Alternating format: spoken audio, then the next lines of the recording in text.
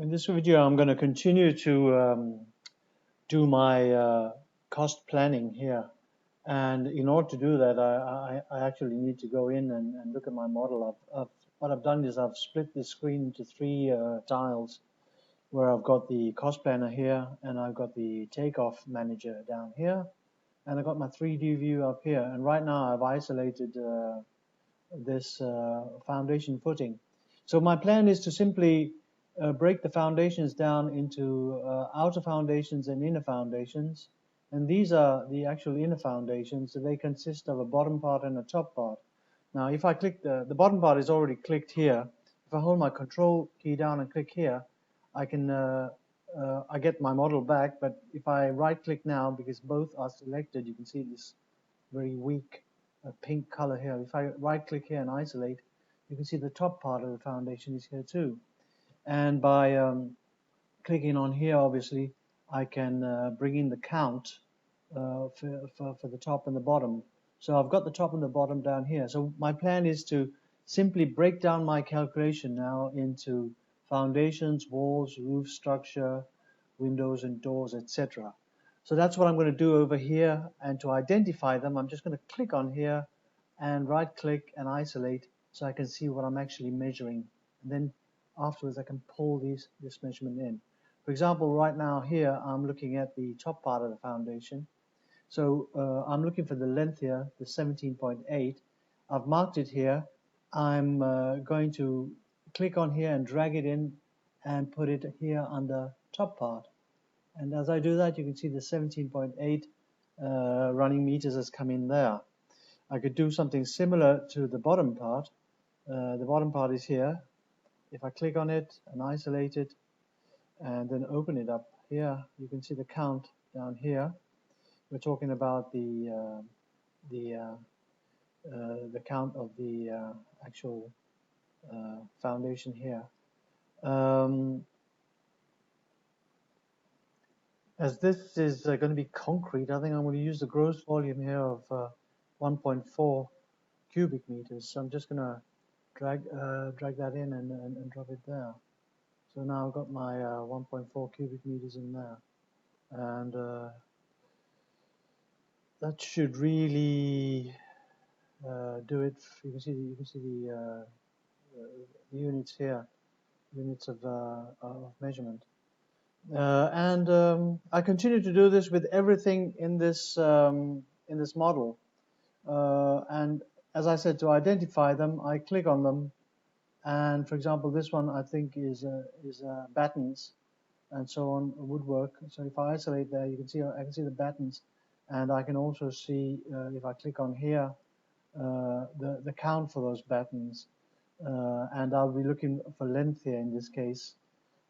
Because you measure battens in length, and or I can also use whatever measurement I want to, but I think I'm going to measure this in length when I put it into my calculation. So I will get back to you when I've put out all my construction here. Actually, the way to identify them is to actually, in this case here, I've got my my battens identified. Then I will click on this one here, click the next, isolate. Then we're talking about these battens at the bottom of the roof, and then I can click on the next one here, right click, isolate. I can see we're talking about the plates and so on. So in that way I can build up my calculation here of the roof structure, structure by structure, and then pull the cost in or the quantity in by collapsing this and bringing in the quantity, for example, here in square meters, and bring it into the calculation. Now I've listed practically all the items over here, and I've done that by simply marking over this area here in the takeoff manager, right-clicking and isolating to identify the different things. For example, here I've got the top bitumen roof felting layer on both sides of the roof, as you can see here, and they are mentioned here. What I'll do is I would first indent these by marking them all up, marking the first, holding down the shift key, marking the last, and then indenting them to the right. So now they belong to the roof structure, like that. And then I would, for example, in this case here, I would open this up and I would go in and I'll find the respective surface area. If I click on here, that's the bottom. This is the top surface area, as you can see. This is the one I want. So I've marked it here, so I choose the cell next to it, and I bring it in and I put it there under top bitumen felting, and drop it there, and you get the quantity in there. And that's what I'm going to do for all of these items. I'm just simply going to go through this. This is the cover of the strip, the triangular bitumen filled cover. So I'd open that up, and I'd find the number of running meters of this, in this case, and I'm just going to drop it in there and bring it in and drop it there.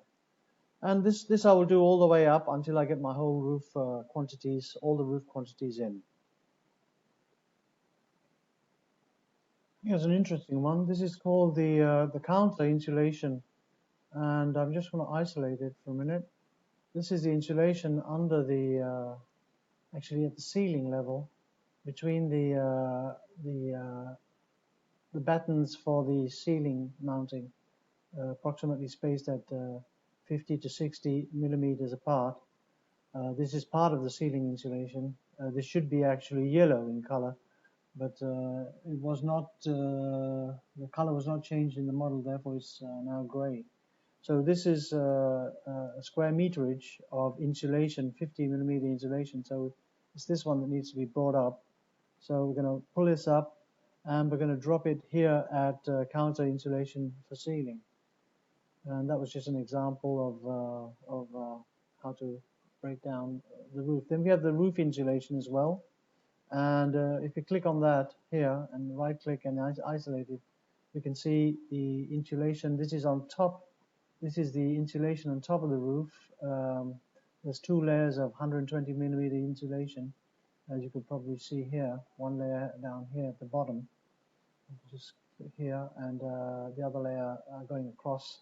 So that needs to be pulled in and dropped under insulation here, insulation of roof. So we just collapse it, and we can see the number of square meters here. The bottom, we can take the top surface area actually, or the bottom is the same in this case. Drag it in and drop it here at insulation of roof. And we continue this way to bring in the quantities for the other components. Here, for example, we have the plywood on the top of the roof. Let me just isolate that for a minute. Oh, that's not the one. This must be the one here. Isolate that, and here we have the plywood plates that we will drop in under plywood here, plywood roof surface. So we just collapse that down and find the square meterage here, not the bottom but the top, obviously, and pull that in and drop it here on the plywood surface, and so on and so forth. Actually, I think I put in that plywood surface wrong, so I'm going to delete it. So I'm just going to click up here, and I'm going to backspace over it like this and enter, and you can see it's now zeroed down here. In fact, the correct plywood here is over here. If I click on here and isolate it, I can see it here, and you can see the top surface here is about 118 square meters. So I'm going to just pull it in and drop it in there again, and I get the 118 in there. And now I need actually just to put in the battens up here. So I'll just isolate them for a second. These are the batten at the foot of the roof, and again it's a length calculation in this case, which I'm going to pull in and drop there. And then I need the battens proper, and these battens are actually for both the ceiling and the roof surface. So these are the ones that are going to be measured in length. And here I have around about 440 meters of those battens. Let me just pull them in here. Now these battens could be set up per square meter as well as as per running meter. So I'm just going to drop it in there, and then I think I'm going to find a price for running meters. So in this way, I've actually now calculated my total roof surface, as you can see here, and I can collapse it now, and you'll be able to see my calculation. So the next thing I need to put in here is windows and doors, etc., or completions as it's called.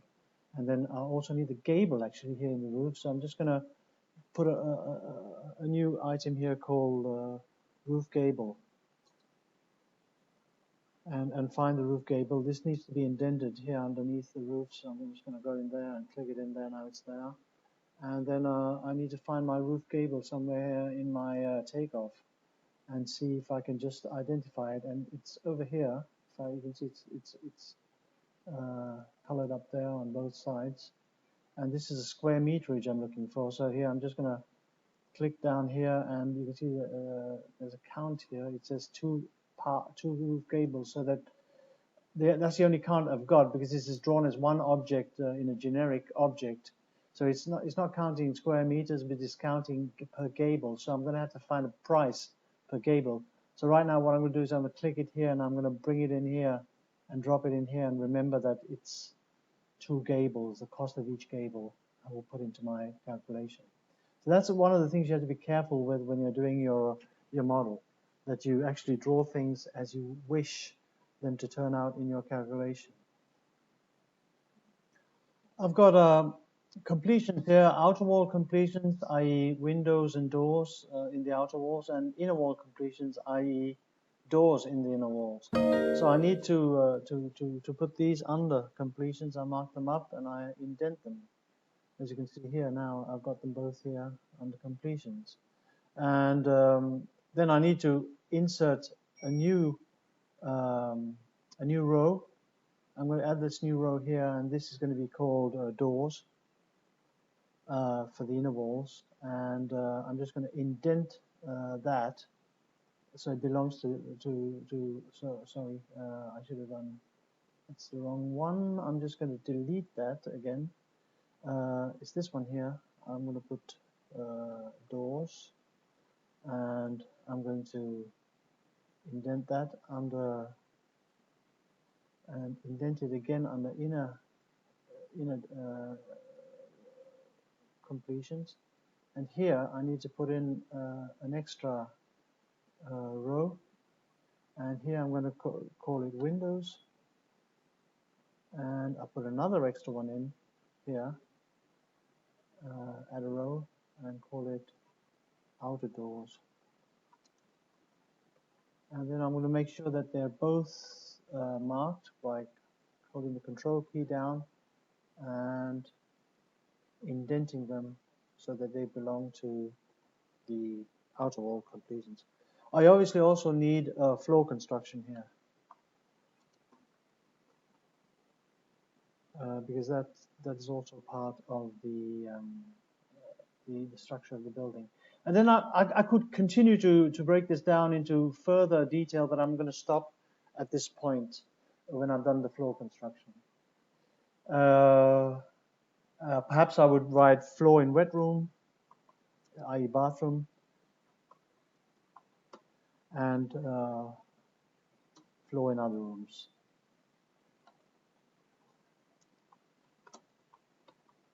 Like that. And this is dependent on whether my drawing is made in such a way that it distinguishes, or my model is made in such a way that it distinguishes between the two different floors. Otherwise, it will not get a quantity, and in which case I'll have to delete one of them.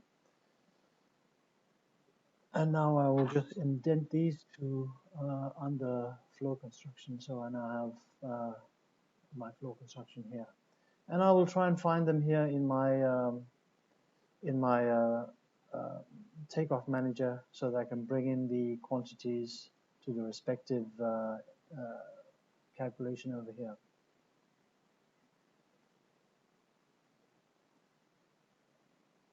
Well, if we look at this takeoff manager, we can see we have several different types of completions. If I, for example, click on this one and isolate it, I have a door here which is massive, whereas here, if I isolate that, I have a door which is a glass door, outside door, and if I click on the rest of it, I have some internal doors which are panel doors, and again here a larger door. And if I look at my windows, I have some small windows, and I also have some large windows here, as indicated by the measurements that you can see here. So I think I need to make my calculation in such a way that windows are split up into large and small windows, outer doors are split up into massive and terrace doors, etc., etc. So I will do that in my calculation using this as a guideline. And then I can drag the quantities in afterwards. I've got a panel door here, which is, if I click and isolate it, it's a double panel door. So I'm just going to click in here, and I'm going to insert a row and call this. It's a double panel door, so it's 18M, not 9M. So 18M panel door, and that's inserted in there. And I've previously put in the 9M panel doors. These are over here, and I think I'm about ready to pull in all my different doors and windows, etc., into the completions. If I collapse the completions now, you can see. Just collapse that floor too. You can see my completions consist of outer wall completions, which are windows, large windows, smaller windows, narrow curtain walls, broad curtain walls, outer doors, which are double terrace doors, and a massive door to the utility room. And then I have inner completions, which are 9M doors, which are these, and the double panel door as well. And now I will now proceed to break down these. For example, I can look at the large 12M windows, isolate them here just to make sure that they're the ones. And I can now pull them into the, I have 5 of those, 1, 2, 3, 4, 5. And I'm just going to mark this one here, and I'm just going to pull it and drop it there at the windows there. So it's delivery and mounting of 5 windows there. And the same for the smaller ones, which are here. I'm just going to pull those 3 in there, and I can't pull them in like this, so I have to open it up and take the count from here and pull them in and drop them there. And I will do this for all the different items. There's this large curtain wall that needs to be put in here too. When I think about it, when I right-click and isolate it, it's quite a substantial curtain wall that needs to be put into the calculation here under outer wall completions. So I need to kind of click on here and under outer doors and so on, and here insert a row, and I'm going to call this gable curtain wall. It's not really a curtain wall; it's more like a panel wall, glass panel. But right now I'm just going to take that as a count. This is just one piece, and just drag it in and drop it there. So I've got it in there. And also the floor construction needs some consideration. And if we look at the floor, we have apparently a tile floor down here. If I just isolate that, we can perhaps see it here. I'll just drag it in here. This is the tile floor in the entrance and the toilet part of it. And there's another floor construction here. If I click on that, that would be the rest of the floor. Also, this is a subfloor to the tile floor, so I need to break it down here. So I'm just going to break it down to floor construction generally for the whole. Change this, and then put in the wet rooms for the tiles. So I need to change this to floor sub construction,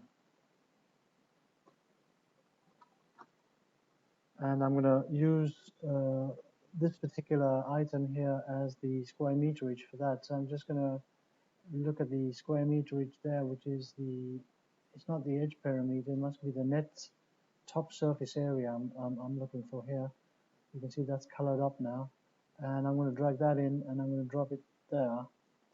And if I look at the tiles here and isolate them, and then break it down here and take again the top surface area of the floor, which I cannot see. No, that's the bottom surface. There's the top surface area, and I'll bring them in and I'll drop them there. And perhaps I should change this one to wet floor wet floor room tiles. And I think that concludes our calculation of this particular building. I could go into greater detail, obviously, but I'm not going to do that because this is just an example. So that concludes this video.